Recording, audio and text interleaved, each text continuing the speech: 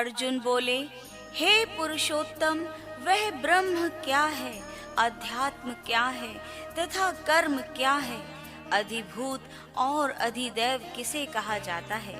हे मधुसूदन, यहाँ अधियज्ञ कौन है और वह इस शरीर में किस तरह से विद्यमान है तथा वह पुरुष जिनका मन स्वयं अपने वश में है, वह अंत समय में आपको किस प्रकार जान सकते हैं? श्री भगवान बोले, वह जो कि विनाशहीन तथा सर्वोच्च है, ब्रह्मा है। उस ब्रह्मा का प्रत्येक शरीर में बसना अध्यात्म कहा जाता है। प्राणियों में उत्पन्न त्याग जिससे उसके अस्तित्व की अभिव्यक्ति हो, वह कर्म कहलाता है। हे देहधारियों में श्रेष्ठ अर्जुन, यह नाशवान पदार्थ अधिभूत है और पुरुष अधिदैव है। इस शरीर में अंतर्यामी रूप से समाया हुआ मैं परमेश्वर ही अधियज्ञ हूँ। जो मनुष्य मरते समय मेरा स्मरण करते हुए अपने शरीर को त्यागता है, वह मुझे ही प्राप्त होता है, इसमें कोई संदेह नहीं है। हे कौन्तेय, मनुष्य मृत्यु के समय जिस भावना का स्मरण करता हुआ अपने शरीर को त्यागता है, वह उस भाव के फलस्वरूप उसी योनि को ही प्राप्त होता है। इसलिए तू हर समय मेरा स्मरण कर और युद्ध भी कर। अपने मन और बुद्धि को मुझ में समर्पित करके तू निश्चय ही मुझे प्राप्त हो जाएगा। हे पार्थ, निरंतर ध्यान योग के अभ्यास से अपने मन की स्थिरता कायम करके तथा किसी और का चिंतन न करते हुए केवल परम दिव्य पुरुष का चिंतन करता हुआ शरीर छोड़ने वाला मनुष्य उसी को ही प्राप्त होता है।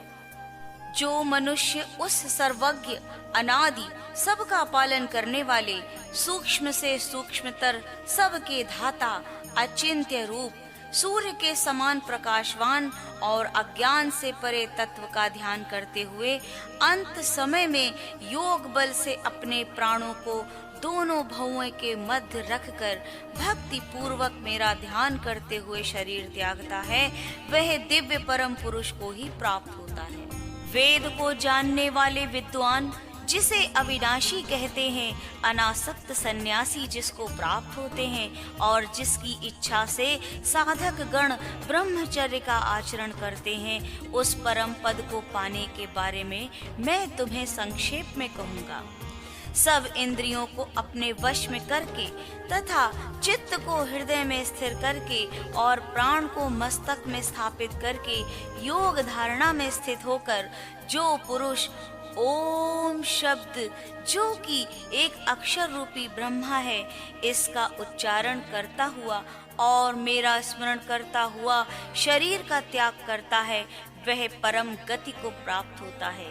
हे पार्थ, जो पुरुष अनन्य मन से एकाग्रचित होकर मेरा स्मरण करता है, उस निरंतर ध्यान युक्त योगी के लिए मैं सहज रूप में प्राप्त हो जाता हूँ। महात्मा लोग मुझे अर्थात ब्रह्म प्राप्त होकर इस दुखपूर्ण और क्षण भंगुर पुनर्जन्म को प्राप्त नहीं होते, क्योंकि वे परम सिद्धि को प्राप्त हो जाते हैं। हे अर्जुन, ब्रह्मलोक समेत समस्त लोकों में आवागमन परिपूर्ण है, परंतु हे कौन्तेय, मुझे प्राप्त होने पर पुनर्जन्म नहीं होता।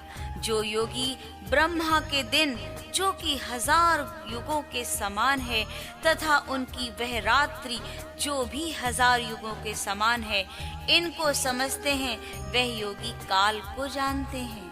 ब्रह्मा जी के दिन के आरंभ काल में अव्यक्त रूप से संपूर्ण प्राणी प्रकट होते हैं और उन्हीं के रात के आरंभ काल में उसी अव्यक्त रूप में संपूर्ण प्राणी विलीन हो जाते हैं।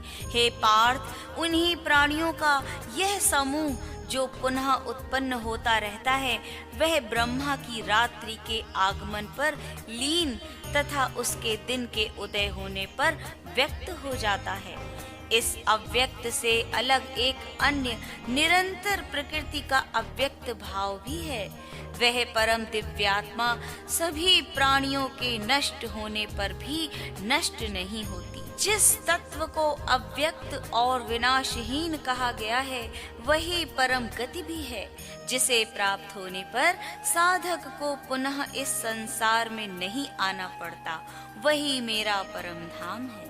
हे पार्थ, जिस परमात्मा के अंतर्गत सभी प्राणी हैं और जिसमें यह संपूर्ण जगत व्याप्त है, वह अव्यक्त परम पुरुष अनन्य भक्ति से ही प्राप्त करने योग्य है।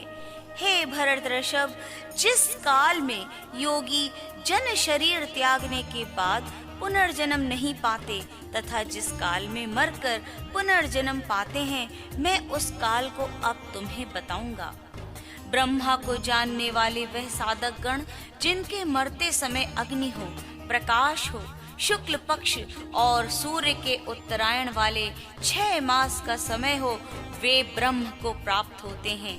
वह योगी जिनके मरते समय धूम्रमय रात्रि और कृष्ण पक्ष के अंधेरे तथा सूर्य के 6 मास दक्षिणायन का समय हो, वह योगी चंद्रमा की ज्योति को प्राप्त कर इस संसार में पुनः जन्म प्राप्त करते हैं। शुक्ल पक्ष और कृष्ण पक्ष इस जगत से जाने के यह 2 मार्ग बताए गए हैं।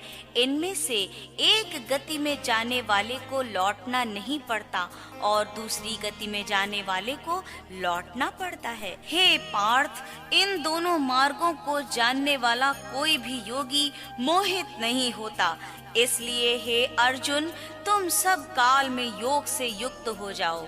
अतः इन दोनों मार्गों के रहस्य को जानकर योगी पुरुष वेदाध्ययन, यज्ञ, तप और दान करने में जो पुण्य फलों को माना गया है, उन्हें पार कर जाता है और सनातन परम धाम को प्राप्त करता है।